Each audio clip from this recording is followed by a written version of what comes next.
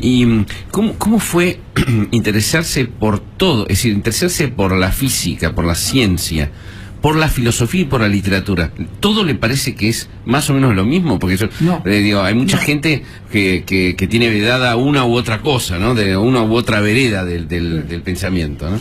No, al empezar a pensar por cuenta propia, la adolescencia, me llamaron la atención poderosamente la física por libros de divulgación muy interesantes sobre cosmología, astrofísica, y por la filosofía, por malos libros.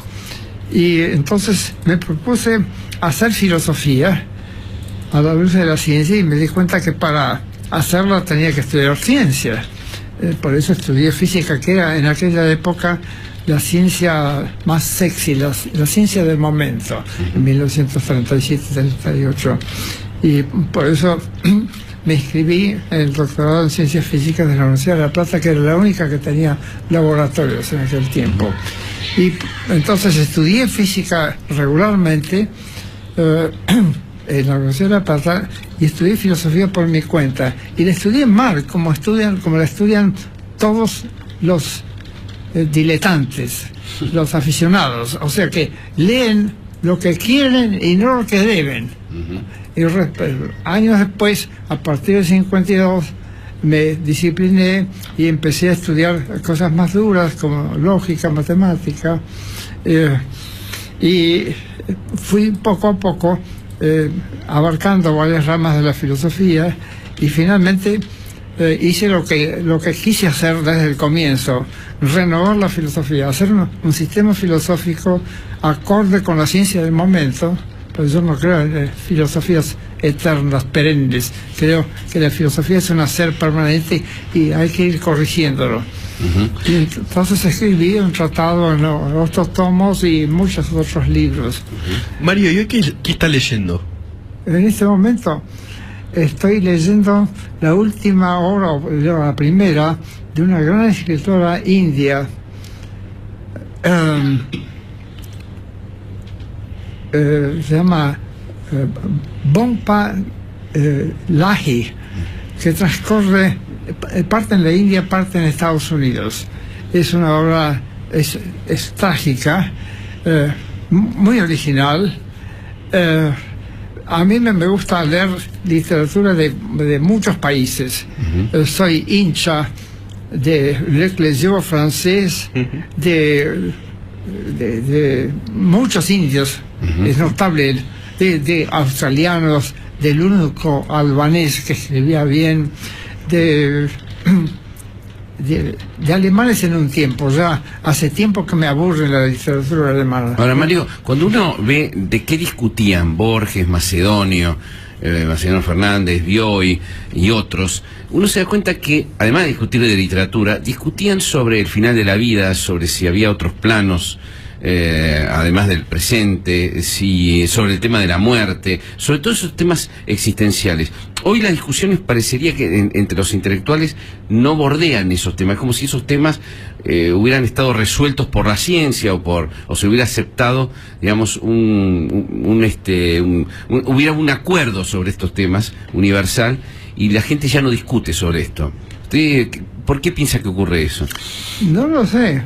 En parte es por la profesionalización, por la especialización. Antes los filósofos eran todos aficionados, estudiaban o leían filosofía porque les gustaba. Ahora, desde hace ya tiempo, son profesionales. Estudian filosofía porque deben hacer, es un laburo como cualquier otro. Y no es lo mismo, entonces no tienen libertad, más aún, tienen miedo porque son funcionarios. Los profesores, en particular los de filosofía, son funcionarios que creen que su deber es hacer esto y aquello, y no son aventureros, no son aventurosos, mejor dicho. Les temen a las ideas nuevas y creen que la vieja tradición filosófica pesa demasiado, los ata.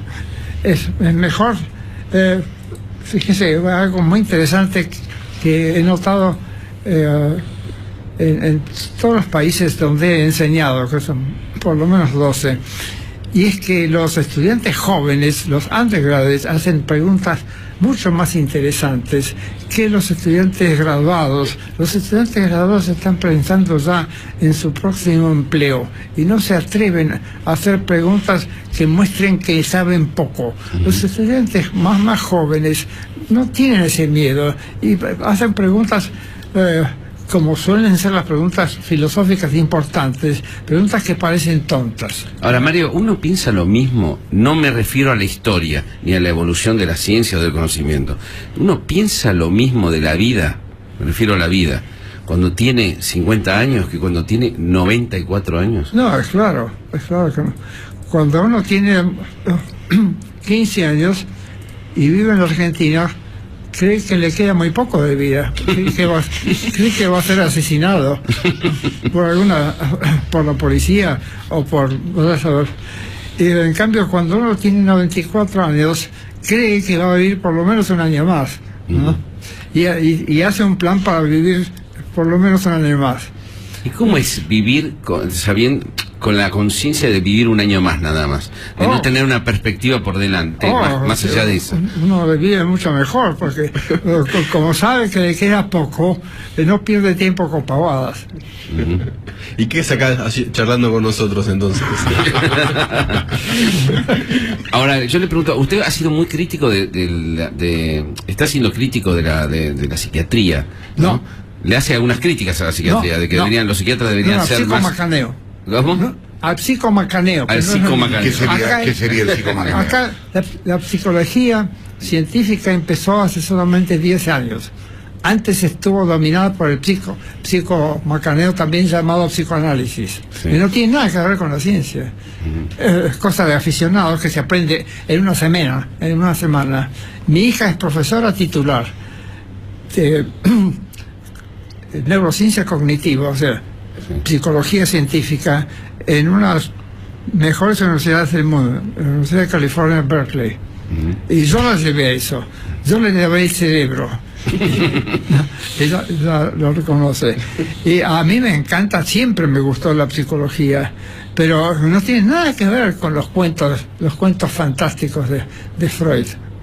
Absolutamente nada que ver. La psiquiatría es otra cosa. La psiquiatría no se limita a estudiar, sino que trata de ayudar a los enfermos mentales. Pero usted le reprocha a los psiquiatras que no investiguen más, o a la psiquiatría que no investiguen más las neurociencias, el cerebro, tal y como se lo conoce hoy. Es como un médico, como un traumatólogo que no estudiara, digamos, las piernas ni los brazos, un tipo que ignorara la anatomía. Es lo mismo, porque sucede que da la casualidad que el órgano de la mente es el cerebro, y que estudia las funciones del cerebro sin estudiar el cerebro es completamente absurdo. Fíjese que la idea de que las funciones mentales son funciones cerebrales viene de Alcmeón hace 26 siglos y fue sostenida por los médicos, Hipócrates en particular, durante 26 siglos. Solamente los filósofos siguieron la tradición teológica de hablar del alma separada del cuerpo.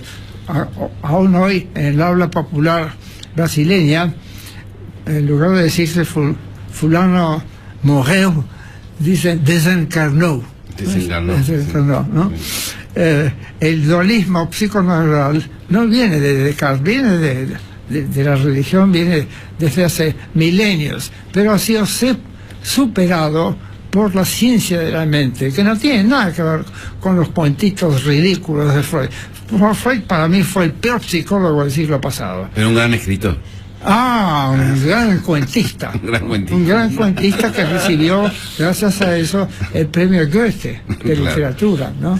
Gran cuentista. Pero al fin y al cabo, siempre esos cuentos no se releen. Se leen una vez y se acabó, ¿no? Gracias por haber estado acá con nosotros. Muchas gracias. Gracias a ustedes. Mario Bunge, yo me quedaría acá 2 horas escuchando, sí, claro, obvio. Pero bueno, nada, nos tenemos que ir, son las 12 de la tarde, señores. Chau.